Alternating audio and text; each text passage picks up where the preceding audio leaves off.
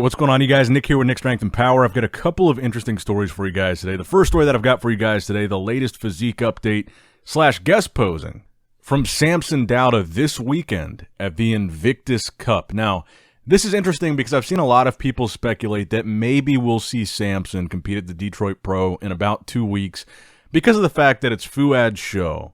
He's sponsored by Hostile, Samson is, which is Fouad's company. Hostile is sponsoring the show, obviously, and Samson would be a big star for that show.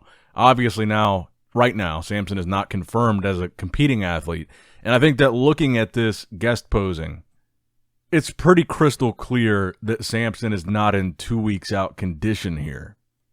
So I do think that might slash the dreams of a lot of people that are hoping to see Samson compete in Detroit. I really do think that Samson is just going to do what he said he's going to do. I think he's going to shut it down. He's going to work on finding a new coach if he hasn't already. Spend some time working with that coach and not just jump into a show right away with a new one and then just focus on the Olympia. Because, again, he does not need to compete to qualify for the 2024 Olympia. Samson is done. He's done everything he needs to do to get there. So if he wants to focus on the Olympia, he can. He's already qualified with his top 3 placing from last year. But I think that is the main takeaway from this guest posing from Samson, is that I think it's pretty evident watching this that he's not going to be competing anytime soon. And I am kind of curious to see if anything else develops with the Samson and Milos situation. I've been watching the Cutler cast that Milos appears on, and a couple other. Milos is on like every podcast. And Milos has mentioned that he did, in fact, prep Samson for the Romania and Prague show. And remember, Samson said that not Milos, but his wife actually piqued him for those shows. And Milos said on the Cutler cast that he felt like that was the biggest slight against him, is Samson saying he didn't help him for those shows when he did. It wasn't just his wife. So that was kind of weird. I also saw a clip from Fouad's podcast where Fouad kind of implied that maybe there's more going on behind the scenes. And I believe his words were, maybe Samson is just too classy to reveal whatever really happened between him and Milos. Because obviously that's been a big topic of conversation as well, is, why did Samson never publicly thank Milos or address it when Milos kind of put up this post, saying how grateful he was for his time with Samson and how proud of him he was. And Samson never really publicly acknowledged Milos, let alone thanked him. And Samson's reasoning behind that was kind of just saying, not everything needs to be on social media. And then I believe back on the Cutler cast, Milos said that Samson did reach out behind the scenes very briefly around the time that he said he was having those health issues where he needed to go to the hospital. But he said they haven't been in contact or spoken since. So it's not like they're talking currently behind the scenes. So that whole situation seems really interesting to me. It sounds like maybe we'll never know what really happened between the two of them. But I do wish the best for Samson. I hope, I'm very interested to see what happens over the course of the year, who he decides to work with going into the Olympia. And then how will that choice impact his look and his placing at the Olympia? Will he do better or worse? He was top 3 last year. Could he be top 2 this year? Could he win this year? Or could he slip outside of the top 3 if Nick Walker's back in the conversation? The whole Samson thing is just very interesting because obviously he's a phenomenal bodybuilder. That doesn't even need to be said. It's evident just looking at the guy. I mean, beautiful shape, beautiful physique, a ton of size. It really just comes down to his conditioning. And I guess it is entirely possible that maybe that comes down to the coach. On one side of the coin, maybe the coach is giving Samson the right advice or the right guidelines to follow, and there's a chance that maybe Samson just isn't following those guidelines, which would kind of be what his wife prepping him implies, is that maybe he wasn't following what Milos told him. Or there's also the possibility that maybe Milos's advice is what Samson has been following, and it's just not working for him. It's not bringing him in the right kind of shape. So maybe a coach could be that differentiating factor if he finds maybe a better one for him. But it sounds like we might not really know. But let me know what you guys think in the comments down below. Now, next up in the news, another guest posing this weekend, this one from Hunter Labrada, and this was at the Jay Cutler Desert Classic. Now, apparently Hunter is weighing 295 pounds here, and I think it really shows that he's put on some size. He definitely looks bigger to me. And actually, I'll cut to, he posted some posing room pictures, and I think the pictures look a lot better than he looks in the video, to be completely honest. And I think it's pretty evident that he's grown and that he's put on size.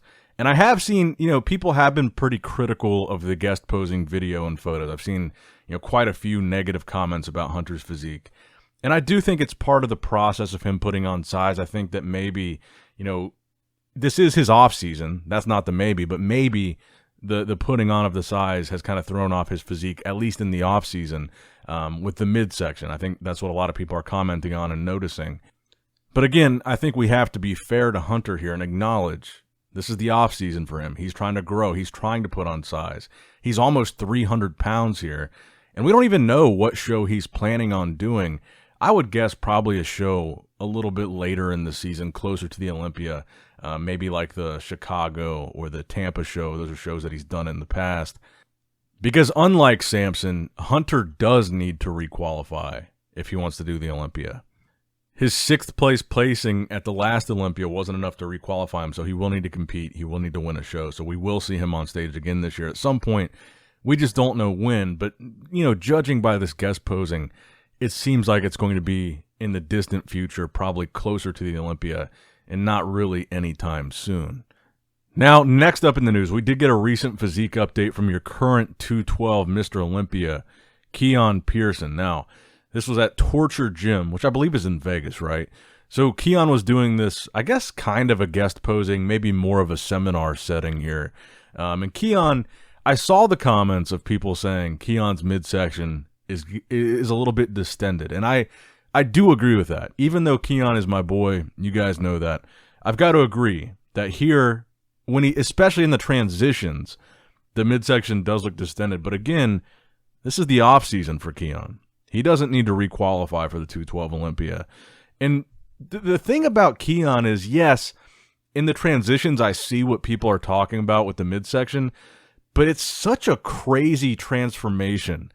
Just even him standing there relaxed from the front, then transitioning into the front double bicep, and then his midsection just completely disappears, and he just has this insane taper. So it's kind of an interesting thing with Keone, because when he's posing and he's actually in the pose, his midsection is like non-existent. It just goes away. But I do see what you guys mean. And he's always kind of had, if you look at the center of his abs when he's transitioning between poses, his abs are kind of split. And they've always kind of been like that. They've always been kind of split in the middle. And it does kind of seem like they're getting a little bit more far apart, I guess. But I still think, Keone is so good with his posing. You don't notice the midsection at all when he's in the pose. It's just the transitions. But I do see it, and I do agree with some of the comments. I think Keone needs to keep an eye on that. But again, this is off-season Keone. He's got a lot of time before the 212 Olympia. And I think if you compare it to like the Phil Heath situation, Phil's midsection issue, while yes, it did look the worst in transitions, not in actual poses, it was noticeable in the actual mandatory poses, and that was kind of the problem. With Keone, I'm not seeing it at all in the actual poses.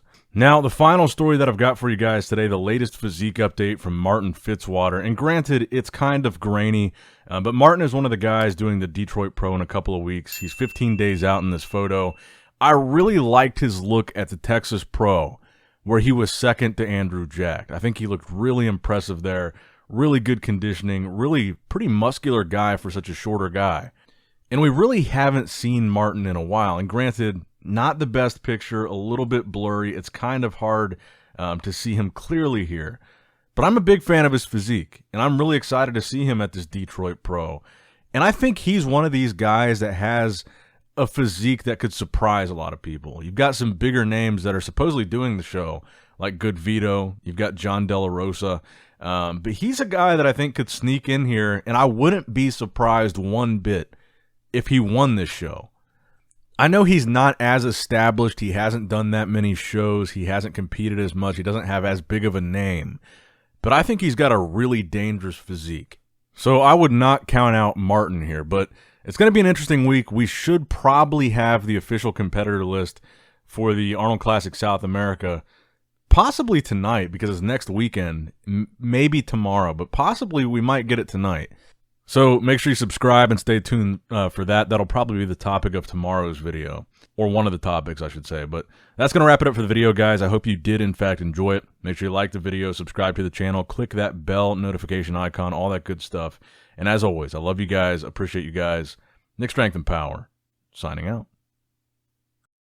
All right, guys, don't forget to click that like button and subscribe to this channel if you enjoy the content. Also, check out my Instagram at NICKS&P, my Facebook page, which is simply Nick Strength and Power, my secondary YouTube channel, Nick Strength and Vlogs, for vlogs and bonus content that you will not see on this channel. And consider subscribing to my third YouTube channel, Nick Strength and Pokemon, which is all things Pokemon and trading card games, completely unrelated to this channel. So if you're into that, give that one a look. And all links to merchandise and social media will be in the description box below. If you guys want a Nick Strength and Power t-shirt, that will be in the Shopify link below. Have a great day.